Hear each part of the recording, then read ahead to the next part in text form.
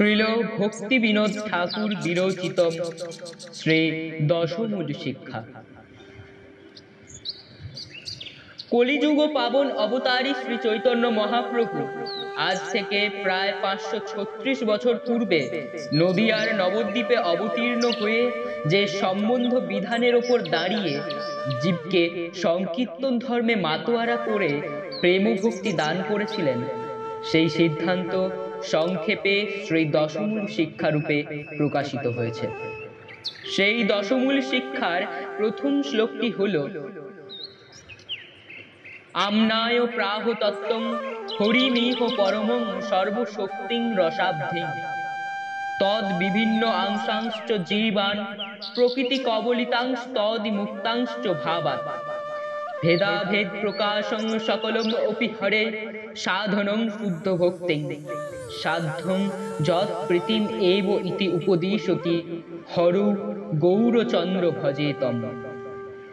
অর্থাৎ গুরু পরম্পরা প্রাপ্ত বেদ বাক্যই আমনায়।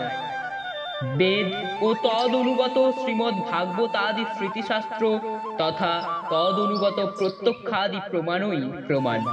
সেই প্রমাণ দ্বারা স্থির হয় যে শ্রী হরি পরম তত্ত্ব, তিনি সর্বশক্তি সম্পন্ন, তিনি অখিল রসামৃত সিন্ধু। মুক্ত ও বদ্ধ দুই প্রকার জীবই তাহার বিভিন্নাংশ। বদ্ধ জীব মায়াগ্রস্ত এবং মুক্ত জীব মায়ামুক্ত। চিৎ শক্তি সমস্ত বিশ্বই শ্রীহরির অচিন্ত ভেদাভেদ প্রকাশ। ভক্তি একমাত্র সাধন এবং কৃষ্ণ প্রীতি একমাত্র সাধ্য বস্তু। এই শ্লোকটির মধ্যে আমনায় শব্দটি হলো বেশ গুরুত্বপূর্ণ শব্দ।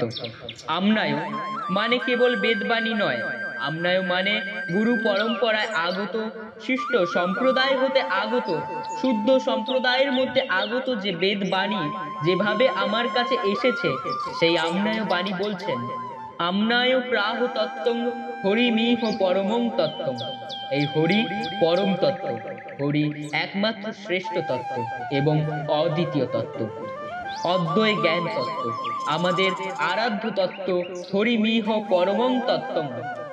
তিনি সর্বশক্তিম অর্থাৎ তিনি সর্বশক্তিমান, রসাব্ধিম তিনি আনন্দ রস সমুদ্র। শ্রেষ্ঠ সম্প্রদায়ের ব্রহ্মাদি পরম্পরাক্রমে যে বেদ বাণী আমাদের কাছে আসছে সেটাই প্রমাণ।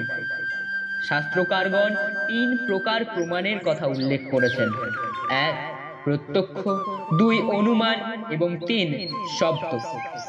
শব্দ প্রমাণ সব থেকে জোরালো। সেই শব্দ প্রমাণই হলো বেদ বাণী। সেই বেদ বাণী বলছে হরি পরম তত্ত্ব, হরি সর্বশক্তিমান তত্ত্ব, হরি অখিল রসামৃত সমুদ্র তত্ত্ব। হরি সম্বন্ধে 3টি কথা বললেন: আমার উপাস্য দেবতা, আমাদের সম্বন্ধী দেবতা, আমাদের আরাধ্য তত্ত্ব। হরি তিনি কিরকম? তিনি শ্রেষ্ঠ তত্ত্ব, সর্বশক্তিমান তত্ত্ব এবং আনন্দ ঘন তত্ত্ব। তিনি সচ্চিদানন্দ বিগ্রহ এবং তদ বিভিন্ন অংশাংশ জীবান, অর্থাৎ তার থেকে ভিন্ন হয়েছে একটা অংশ, ক্ষুদ্র অংশ, যেটি জীবাত্মা, যেটি কৃষ্ণরূপ সূর্যের থেকে সূর্যের রশ্মি কণা রূপে বেরিয়েছে, তারই অংশ আমি হরি, যিনি পরম তত্ত্ব, যিনি সর্বশক্তিমান তত্ত্ব, যিনি অখিল রসামৃত সমুদ্র তত্ত্ব। তার শরীর থেকে আমার আবির্ভাব, আমার অস্তিত্ব, আমার স্বরূপ। তদ বিভিন্ন সাংশ্চ জীবান প্রকৃতি কবলিতাং, কিন্তু মায়ার দ্বারা গ্রস্ত হওয়ার কারণে দুর্ভাগ্যবশত বদ্ধ হয়েছে বা বদ্ধ জীব রূপে পতিত হয়েছে।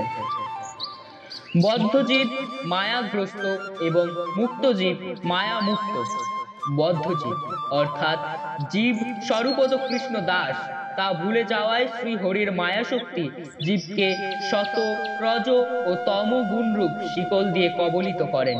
তখন জীবাত্মাকে স্থূল শরীর ও লিঙ্গ দেহ আবৃত করে কর্মচক্রে স্বর্গ ও নরকের ভ্রমণ করায়।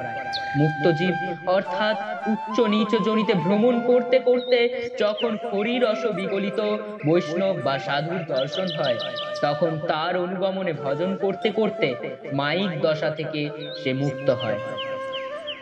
সাধু সঙ্গে সেই হরির ভজন করতে করতে সে বিমুক্ত হয়। সেই যে জীব এবং হরি, হরি সম্বন্ধে তিনটি, জীব সম্বন্ধে তিনটি, এবং মায়া, জীব এবং হরির মধ্যে যে সম্বন্ধ হয়েছে অচিন্ত ভেদাভেদ সম্বন্ধ, সেই সম্বন্ধ সাতটি শিক্ষাতে, সাতটি শিক্ষার দ্বারা সম্বন্ধ তত্ত্ব বর্ণন করেছেন। প্রথমটিতে প্রমাণ, পরের সাতটি হচ্ছে সম্বন্ধ তত্ত্ব। হরির সঙ্গে জীবের, হরির সঙ্গে মায়ার, হরির সঙ্গে সৃষ্টির, হরির সঙ্গে গোলক বৈকুণ্ঠ আদি ধাম সব এক অচিন্ত ভেদাভেদ সম্বন্ধে যুক্ত হয়েছে। সেই ভেদাভেদ সম্বন্ধে আমি হরির সঙ্গে ভিন্ন হলেও আমি হরির অংশ। আমার হরি সেবা করার যোগ্যতা, হরি দাসত্বের যোগ্যতা, হরির ভজন করার যোগ্যতা রয়েছে। সাধনং শুদ্ধ ভক্তিং সাধ্যং যৎ প্রীতিম এব ইতি উপদিশতি। জীব সাধন করতে পারে শুদ্ধ ভক্তির দ্বারা। সাধন মানে হরি প্রাপ্তি, হরির সেবা প্রাপ্তি উদ্দেশ্যে নিয়ে সাধন। এইভাবে হরি গৌরচন্দ্র কলিযুগের দেবতা, কলিযুগের ঈশ্বর স্বয়ং কৃষ্ণ, রাধা ভাবযুক্ত কৃষ্ণ, প্রেমময় কৃষ্ণ, সংকীর্তন বিলাসী কৃষ্ণ, তিনি প্রেম দান করবার জন্য এই উপদেশ করলেন।